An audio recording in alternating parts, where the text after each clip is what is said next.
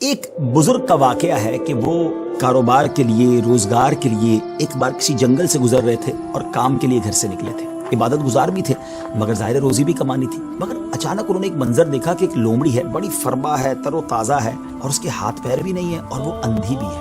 اب حیران ہو گئے کہ اس کے پاس تو نہ ہاتھ پیر ہیں، نہ آنکھیں ہیں، نہ دیکھ سکتی ہے، نہ چل پھر سکتی ہے، تو یہ کھاتی کیسے؟ اس کے کھانے کا انتظام کیسے ہوتا ہوگا؟ اسی شش و پنج میں تھے، آپ بیٹھ گئے۔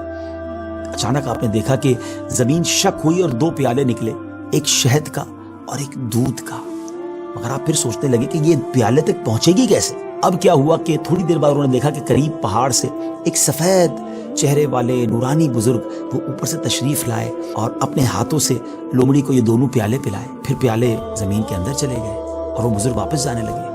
تو یہ جو عبادت گزار شخص تھے، بزرگ تھے، یہ دوڑے اور جا کر ان کا دامن تھام لیا کہ حضور آپ تعارف تو کروائیں، آپ کون ہیں اور آپ کیوں یہ آئے تھے اس لومڑی کو یہ کھانا کھلانے؟ تو انہوں نے کہا کہ میں اللہ کے فرشتوں میں سے ایک فرشتہ ہوں اور میری ایک ڈیوٹی ہے کہ میں صبح و شام یہاں پر آؤں اور اس لومڑی کو اپنے ہاتھوں سے جو غذا ہے وہ کھلاؤں۔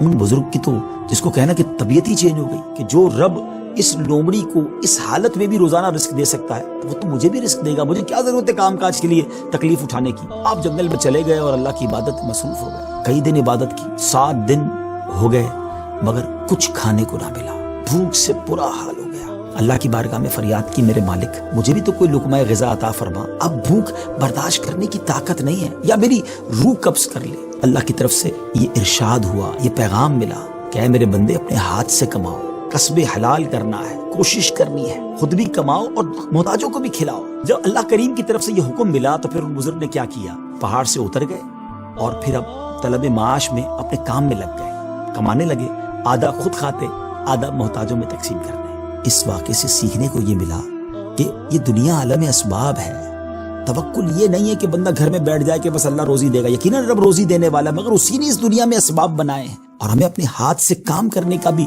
حکم دیا گیا ہے۔ تو کوشش کرنی ہے، ہاں کوشش کر کے جو اسباب اختیار کیے اسی کو سب کچھ نہ سمجھیں کہ چونکہ میری دکان ہے اس لیے مجھے رزق ملتا ہے۔ نہیں، رزق جو ہے وہ رب عز و جل عطا فرمانے والا ہے، رازق وہی ہے، بھروسہ اس پر ہو، اسباب پر نہیں۔